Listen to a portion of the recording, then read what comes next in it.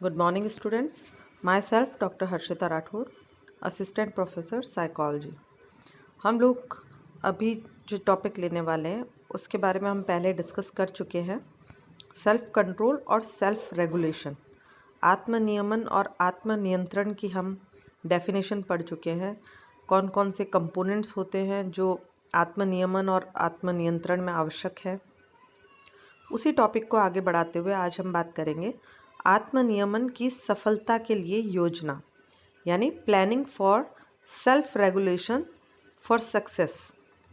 Actually self regulation का जो सफलता है यानी आत्मनियमन की सफलता है वो किन चीज़ों पे डिपेंड करती है। आप आत्मनियंत्रण सफलतापूर्वक कर पाएंगे नहीं कर पाएंगे, आप अपने व्यवहारों का नियमन और नियंत्रण सफलतापूर्वक कर पाएंगे या नहीं कर पाएंगे।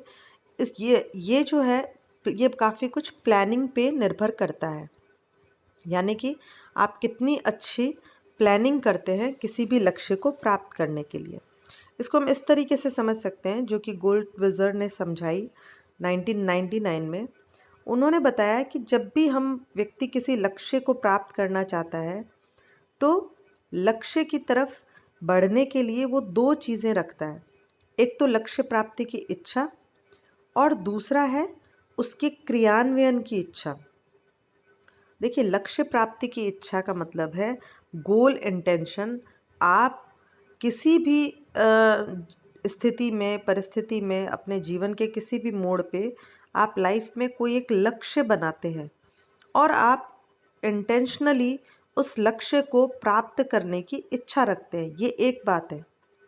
और उस लक्ष्य को प्राप्त करने के लिए आप कितने सीरियस हैं ये डिपेंड करता है कि आप उस लक्ष्य को प्राप्त करने के लिए न केवल इच्छा रखें बल्कि उस तक पहुंचने के लिए प्लानिंग भी करें, जिसे कहा गया है क्रियान्वयन की इच्छा, यानी कि इम्प्लीमेंटेशन ऑफ इंटेंशंस, यानी आपके जो गोल है, जो लक्ष्य है, उनका इम्प्लीमेंटेशन हो। और ये किसके थ्रू होगा? प्लानिंग के थ्रू। तो दो चीज़ें बहुत ज़रूरी है जब भी आप लाइफ में और हमने जहाँ बात की स्टार्टिंग में कि व्यक्ति का एक रियल सेल्फ होता है और एक आइडियल सेल्फ होता है, यानी कि जहाँ उसके कुछ लक्ष्य होते हैं। तो रियल सेल्फ से आइडियल सेल्फ यानी कि आदर्श सेल्फ तक जाने के लिए वो क्या करता है? वो सेल्फ रेगुलेशन, सेल्फ कंट्रोल करता है, अपने व्यवहार को नियंत्रित करता है और उस लक्ष्य को प्राप्त करने का प्रयास करता है। तो यहाँ पे दो चीज़ें इन्होंने इम्पॉर्टेंट बताई है गोल्डविट्ज़र ने, कि सबसे इम्पॉर्टेंट है व्यक्ति न केवल लक्ष्य के लिए कोई इच्छा रखे, यानी किसी चीज़ का वो लक्ष्य अपने दिमाग में रखे और उसके प्राप्ति की इच्छा रखे, बल्कि उसके क्रियान्वयन की भी इच्छा रखे, यानी उसको इम्प्लीमेंट करने की भी इच्छा हो। और ये देखा गया है, आप लोग भी इसे समझ सकते हो कि अगर आप सिर्फ कोई उद्देश्य या कोई गोल लेकर चलो लेकिन उसके प्रति कोई आपकी प्लानिंग नहीं हो, कोई स्ट्रेटेजी नहीं हो, कुछ उसे कैसे प्राप्त करना है ये आपको अगर नहीं पता है, तो नेचुरल है कि आप वो लक्ष्य को प्राप्त करने में सफलता बहुत मुश्किल से ही प्राप्त कर पाओगे, या तुक्के में एक आधा कोई व्यक्ति उसे प्राप्त कर भी ले। लेकिन सबसे इम्पॉर्टेंट है, यदि कोई व्यक्ति कोई लक्ष्य लेकर चल रहा है तो उसमें लक्ष्य के लिए उसे प्लानिंग भी करनी पड़ेगी और वो प्लानिंग ही बेसिकली उसके सेल्फ कंट्रोल और सेल्फ नियमन को दर्शाती है। तो अब हम इसमें बात करेंगे कि योजना का कितना महत्व है। देखिए, इसमें बताया गया है कि क्रियान्वयन किसी भी चीज़ के लिए सिर्फ गोल की इच्छा कर लेने मात्र से गोल या लक्ष्य प्राप्त नहीं हो जाता। उसके क्रियान्वयन की इच्छा जो है, यानी इम्प्लीमेंटेशन करने की जो इच्छा है, वो बहुत स्ट्रांग होनी चाहिए, तभी आप आगे उस लक्ष्य को प्राप्त कर सकते हो। तो क्रियान्वयन की योजना क्यों महत्वपूर्ण होती है, या योजना बनाना क्यों अपने आप में महत्वपूर्ण है? प्लानिंग मेक्स अ डिफरेंस, यानी किस तरीके से योजना जो है, क्रियान्वयन करने की जो योजना है, वो किस तरीके से आप में एक डिफरेंस ला सकती है, ये आप देख सकते हैं सक्सेसफुल और अनसक्सेसफुल लोगों में। इच्छा हर एक व्यक्ति की होती है। आज हर कोई चाहता है कि सब हम बिलियनर बन जाएं, मिलियनर बन जाएं, हम अंबानी, टाटा, बिरला बन जाएं। लेकिन उसके लिए कौन लोग किस तरीके से प्लानिंग करके चलेंगे वही सफलता प्राप्त कर सकते हैं। सिर्फ डिज़ायर रख लेना अपने आप में सफिशिएंट नहीं है। आप में से काफ़ी लोग जो भी हायर एजुकेशन कर लेना चाह रहे हैं, नेचुरली उनका एक एम होगा कि हम बहुत अच्छे मार्क्स से पास हों, आगे चल के हम कंपटीशन फाइट करें, हम उसमें सफलता प्राप्त करें। लेकिन उनमें से वही लोग सफलता प्राप्त कर पाएंगे जो इस लक्ष्य को प्रॉपर एग्जीक्यूट करेंगे, प्रॉपर प्लानिंग के साथ एग्जीक्यूट करेंगे। जिनकी कोई प्लानिंग होगी वही अपनी, और जो अपनी प्लानिंग को प्रॉपर वे में चला पाएंगे लास्ट तक, वही सफलता प्राप्त कर सकते हैं। तो गोल्डविजर और ब्रांड स्टेट ने अपने शोध में भी ये चीज़ें दिखाई। उन्होंने कई तरीके के जो कॉलेज स्टूडेंट्स थे उनके ऊपर शोध किए, उन्हें शीतकालीन अवकाश के दौरान कुछ प्रोजेक्ट्स वगैरह दिए और उन प्रोजेक्ट्स को देखा गया कि वो बच्चे किस तरीके से पूरा करते हैं। कुछ ऐसा था कि कुछ बच्चों से पहले मांगा गया कि आप इस प्रोजेक्ट को पूरा करने के लिए क्या-क्या प्लान करेंगे, किस तरीके से आप इसको पूरा करेंगे। तो कुछ बच्चों से को प्लानिंग के साथ करवाया गया और कुछ बच्चों को छोड़ दिया कि वो अपने आप ही पूरा कर लें, चाहे प्लानिंग हो ना हो। तो ऐसे में इन्होंने पाया कि जो बच्चे प्लानिंग के साथ आगे बढ़े, उनमें से लगभग 75 टू 80% लोग गोल अचीव कर पाए और जिन्होंने विदाउट प्लानिंग जो कर रहे थे उसमें से मात्र 30-35 के आसपास ही लोग सफलता प्राप्त कर पाए। तो इसमें उन्होंने इसके अलावा एक और चीज़ उन्होंने अपने इसमें एक्सपेरिमेंट में देखी कि कठिन जो परियोजनाएं हैं, यानी कि जो उद्देश्य बहुत कठिन होते हैं, टफ है, उन लक्ष्यों की प्राप्ति में क्रियान्वयन की इच्छा होना सफलता का परिचायक है। यानी कि यदि कठिन लक्ष्यों के लिए आप विथ प्लानिंग चलेंगे तो वो उसमें आपको सफलता अधिक देते हैं। हालांकि जो कठिन परियोजनाएं नहीं है, यानी कि जो सरल इजी टास्क थे, उनमें प्लानिंग का इतना मेजर रोल नहीं है। प्लानिंग का कि सक्सेस मिलेगी नहीं मिलेगी, क्योंकि जब टफ कार्य नहीं होता है तो नेचुरल है, कई बार विदाउट प्लानिंग भी आसानी से लक्ष्य प्राप्त हो जाता है। लेकिन टफ कामों के लिए प्लानिंग इज़ मस्ट। तो ये चीज़ भी उन्होंने अपने उसमें शोध में पाई। इसके अलावा गोल्डविजर और ब्रांड स्टेटर ने कुछ और बच्चों पे भी इस पे कार्य किया और उन्होंने पाया कि कठिन लक्ष्यों के क्रियान्वयन में जब विशेष योजना को लेकर व्यक्ति चलता है तो उसके कई उपयोगिताएं होती है, उससे उसे कई तरीके के फायदे मिलते हैं। और जनरली उन्होंने ये देखा कि जिन व्यक्तियों में कौशल या किसी भी कार्य को मैनेज करने का जो स्किल है वो यदि निम्न स्तर का है, आपने देखे होंगे कई लोग अपनी कुछ शारीरिक परेशानियां या कुछ मानसिक परेशानियां या कुछ एटमॉस्फेरिक जो प्रॉब्लम्स होती है उनके चलते प्रॉपर अपनी स्किल को दिखा नहीं पाते या प्रॉपर टाइम मैनेज वगैरह नहीं कर पाते।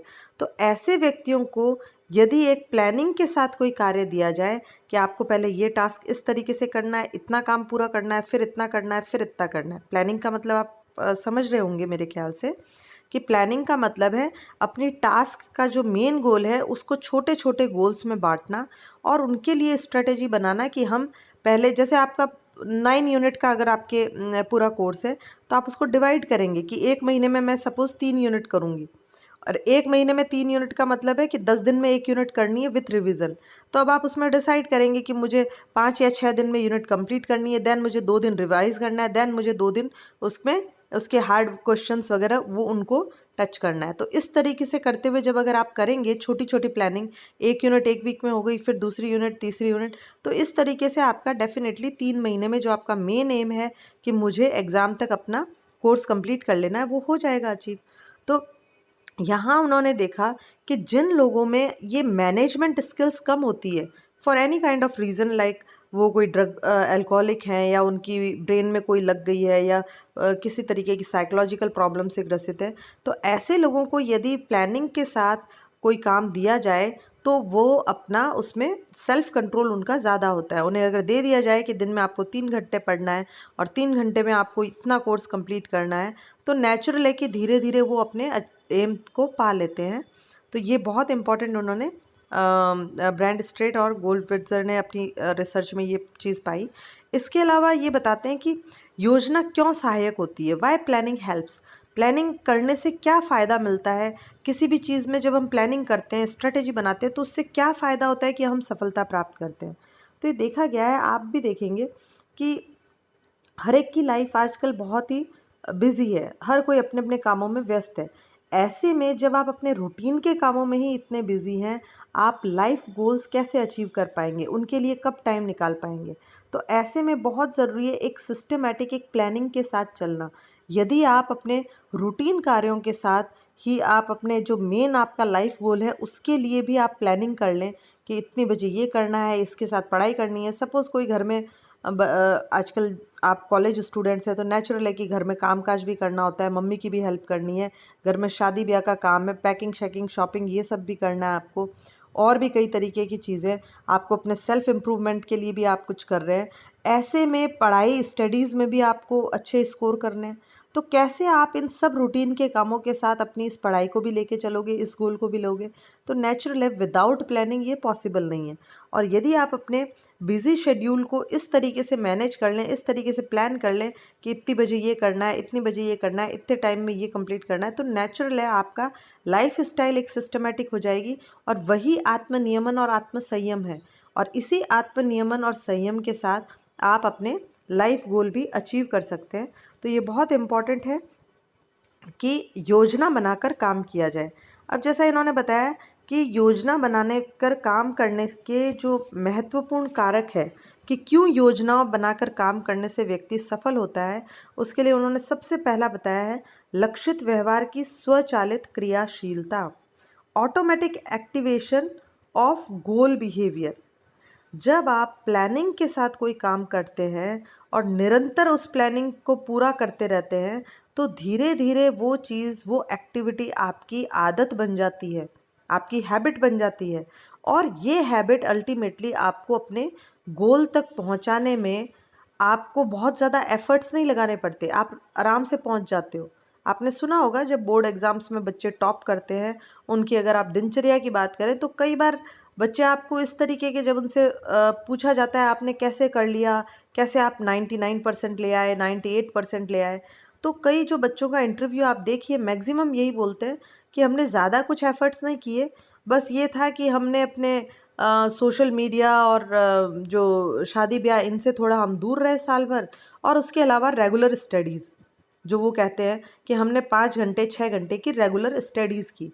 तो अब आप देखिए, जब बच्चे ने रेगुलर स्टडीज़ का मतलब है कि जो व्यवहार उसको लक्ष्य तक पहुंचाएगा, उस व्यवहार को उसने अपना रूटीन बना लिया। रूटीन बनाने से सपोज़ उसने डिसाइड कर लिया कि मुझे सुबह 5 बजे उठना ही उठना है और 5 से 10 बजे तक मुझे नॉन स्टॉप 5 घंटे पढ़ना है। बीच में आधे घंटे का गैप ले लिया या ब्रेकफास्ट कर लिया या जो भी है, लेकिन मुझे नॉन स्टॉप 10 बजे तक पढ़ना है। फिर मैं थोड़ा बहुत अपना स्कूल का काम देख लूँ या कुछ भी कर लूँ, उसके बाद फिर से मैं 12-1 बजे बैठ जाऊँ, 2-3 घंटे तब पढ़ लूँ। शाम को मैं अपना एन्जॉय करूँगी, मैं अपना दूसरे कुछ काम करूँगी। तो आप देखिए, जब उनका ये रूटीन बन जाता है, तो इस रूटीन से सबसे इम्पॉर्टेंट क्या चीज़ है कि व्यक्ति को एक्स्ट्रा एफर्ट्स नहीं लगाने पड़ते, एक्स्ट्रा कोशिश नहीं करनी पड़ती उस मेन एम तक जाने के लिए। वो उन्हीं रूटीन कार्यों के साथ अपना पढ़ाई करता चला जाता है और एफर्टलेसली वो अपने लक्ष्य तक पहुंच जाता है। तो यही चीज़ बता रहा है कि automatic activation of goal behaviour, लक्ष्य प्राप्ति की तरफ जो आपका व्यवहार है वो ऑटोमेटिकली एक्टिवेट हो जाता है जब आप कोई प्लानिंग कर लेते हैं, जब आप प्लान के थ्रू चलते हैं। तो ये चीज़ इन्होंने बहुत इम्पॉर्टेंट की है कि, और इसको आप बहुत अच्छे से एक्सपीरियंस कर सकते हो जब आप गाड़ी चलाना या साइकिल चलाना सीखते हो। स्टार्टिंग में आपका पूरा फोकस और बहुत ज़्यादा एफर्ट लगते हैं आपको कि कब ब्रेक लगाना है, कब पैडल पे कैसे करना है, बैलेंस भी बनाना है। अगर आप साइकिल चलाना पहली बार सीखे हों और आपको ध्यान हो तो बैलेंसिंग एंड पैडल कैसे मारने हैं और किस तरीके से हैंडल सामने देखना भी है, प्लस कुछ चीज़ आते ही ब्रेक भी लगाना है, ये भी याद रखना है। तो ये सारी चीज़ें स्टार्टिंग में बहुत ज़्यादा मेहनत मांगती है, लेकिन जब एक बार आप रेगुलर उसको प्रैक्टिस में लेते हो और सीख जाते हो तो फिर एफर्टलेसली आप साइकिल चलाते हो, आपको ध्यान ही नहीं रहता है कैसे आप बैलेंस भी कर पा रहे हो, ब्रेक भी लगा पा रहे हो, और चाहे आप साथ में चलने वाले से बात भी करते हुए चले जा रहे हो, तो ये सब चीज़ें ऑटोमेटिक हो जाती है। तो इसी तरीके से सेल्फ जो एफर्ट्स है उनको कम करने का प्लानिंग एक बहुत ही अच्छा तरीका है। इसके द्वारा आपका व्यवहार जो है वो ऑटोमेटिकली नियंत्रित होता है और आपको लक्ष्य की तरफ लेकर जाता है। इसके अलावा दूसरा चीज़ है आत्मसंयम, संसाधनों का संरक्षण। देखिए, जब भी आप किसी चीज़ के लिए कोई एफ़र्ट्स करेंगे तो उसमें आपकी बॉडी की एनर्जी ख़त्म होती है, ये हम सब जानते हैं। अगर आप में किसी तरीके की क्रेविंग हो रही है, आप कोई चीज़ खाना चाह रहे हैं, सपोज़ बहुत मोटे हैं, अब आप में खाने के लिए कुछ कर रहे हैं, तो नेचुरल है कि आप अगर वो नहीं खाएँगे, आप अपने आप को कंट्रोल करेंगे, तो उसमें भी आपकी एनर्जी लॉस होती है। तो ये कहा देखा गया है कि जो भी आत्मनियमन की टेक्निक्स है या सेल्फ कंट्रोल, सेल्फ रेगुलेशन जब भी व्यक्ति करता है, तो उसमें उसकी मानसिक और शारीरिक दोनों शक्तियों का व्यय होता है। और क्योंकि शक्ति तो हमारे पास लिमिटेड है, अब आप एक चीज़ को कंट्रोल करोगे, एक व्यवहार को कंट्रोल करोगे, तो दूसरे व्यवहार को कंट्रोल करने के लिए शक्ति कहाँ से लाओगे? और कितने सारे व्यवहारों को कंट्रोल करोगे? क्योंकि एक लक्ष्य तक पहुँचने के लिए हो सकता है आपको 2, 4, 5, 10 व्यवहारों को कंट्रोल करना पड़े। तो ऐसे में जब आप प्लानिंग के साथ कोई काम करते हो, तो जैसा मैंने बताया, क्योंकि वो एफर्टलेस हो जाता है, और एफर्टलेस होने से क्या होगा कि आत्म संयम जो है, उसमें आपके जो सोर्सेज लगने हैं, जो एनर्जी लगनी है, उसका बचाव हो जाता है, क्योंकि आप एफर्ट्स नहीं लगाते हो। आपने अगर ये दिमाग में ठान ही लिया कि अगर कोई मोटा इंसान है और वो सोचे कि साहब मुझे तो दूध फीका ही पीना है, मुझे तो मीठा खाना ही नहीं है। अब वो क्या, हर फीकी चीज़ स्टार्टिंग में बहुत भारी लगेगा, बहुत मुश्किल लगेगा, और एफर्ट्स लगेंगे कि फीकी चाय नहीं भा रही है, फीका दूध नहीं भा रहा है, और कोई चीज़ फीकी नहीं भा रही है।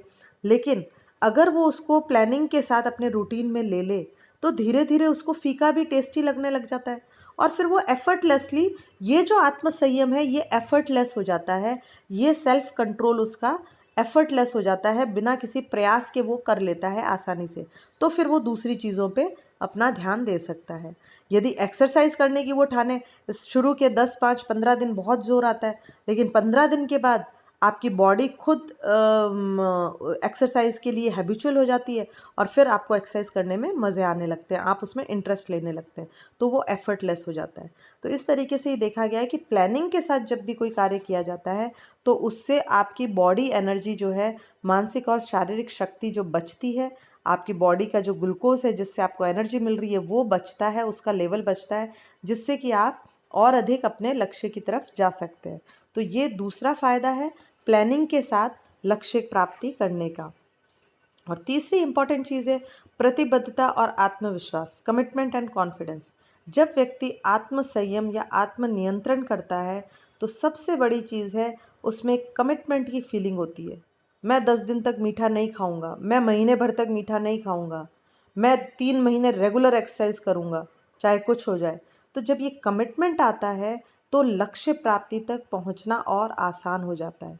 और व्यक्ति जैसे जैसे अपने कमिटमेंट पे सफल होता जाता है, जैसे जैसे अपने कमिटमेंट को पूरा करता जाता है, उसने अगर ये सोच लिया है कि मुझे ये चीज़ करनी है, और उसके प्रति वो प्रतिबद्ध हो जाए, वो कमिटेड हो जाए, तो नेचुरल है वो कमिटमेंट से उसमें कॉन्फिडेंस भी बढ़ता है। आपने देखा होगा कि जो व्यक्ति कमिटेड होकर, यदि कोई व्यक्ति मोटा है और कमिटेड होकर वो पतला होने की कोशिश करे, एक्सरसाइज करे, और महीने भर में चाहे ज़्यादा नहीं लेकिन 2 या 3 किलो वज़न भी उसने कम कर लिया, तो वो अपने आप, वो कमिटमेंट से जो उसके वज़न में कमी आई, वो उसको फिर अलग से कॉन्फिडेंस देगी, और वो कॉन्फिडेंस से वो आगे फिर से कमिटेड होगा कि इस महीने तो मुझे 5 किलो कम करना है, इस महीने मुझे 6 किलो कम करना है।